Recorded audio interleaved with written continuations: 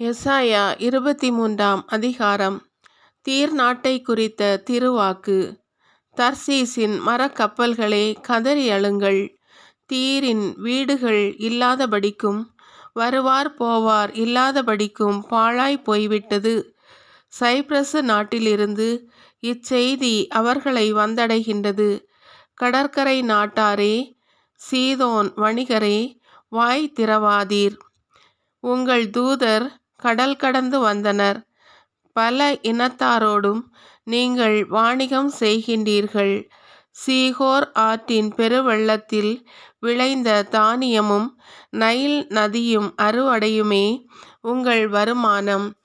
சீதோனே, வெட்கப்படு. நான் பேறுகால வேதனை அடையவில்லை, பிள்ளையை பெற்றெடுக்கவில்லை, இளைஞரை பேணவும் இல்லை, கன்னி பெண்களை காக்கவும் இல்லை என்று கடல் சொல்கின்றது. கடற்கோட்டை கூறுகின்றது. இச்செய்தி எகிப்தை எட்டும்போது தீர் நாட்டின் நிலையை கேட்டு அவர்கள் நடுங்குவார்கள். கடற்கரை நாட்டில் வாழ்வோரே, தர்சீசுக்கு கடந்து சென்று கதறி அழுங்கள். பண்டை காலம் முதல் நிலை பெற்று களிப்பு மிகுந்த நகர் இதுதானா? தொலை தூரத்திற்கு சென்று குடியேறுமாறு அடியெடுத்து வைத்த நகரா இது? அரசர்க்கு மணிமுடி சூட்டி வந்ததும் இளவரசர்களை போன்ற வணிகரை கொண்டதும் உலகத்தில் மதிப்புமிக்க வணிகர்களை பெற்றிருந்ததுமான தீருக்கு எதிராக இதை திட்டமிட்டது யார்? செருக்குற்றோர் சீர்குலையவும் நாட்டில் மதிப்பு பெற்றோர் அனைவரும் அவமதிப்பு அடையவும் படைகளின் ஆண்டவர் இதை திட்டமிட்டார். தர்சீசின் மகளே, உன் நிலத்தை உழுது பண்படுத்து. இனி இங்கு துறைமுகமே இராது.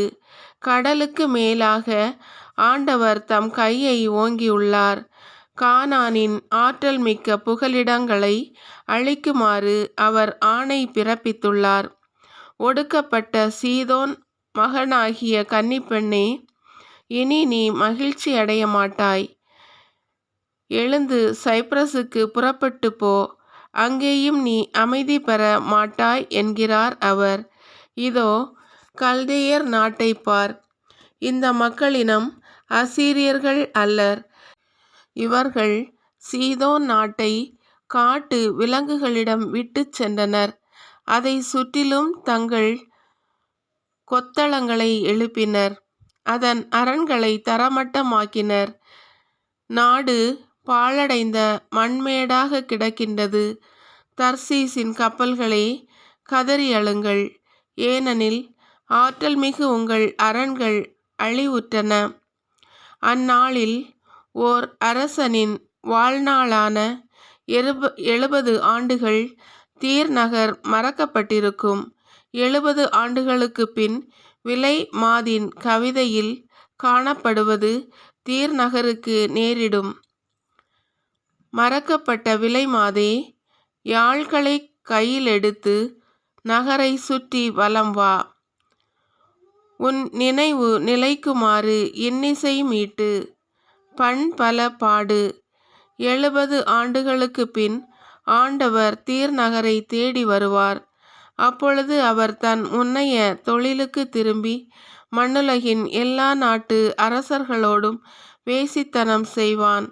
ஆனால் அவனது வாணிபத்தால் கிடைக்கும் வருவாய் ஆண்டவருக்கென்று அர்ப்பணிக்கப்படும். அது சேமித்து வைக்கப்படுவதில்லை.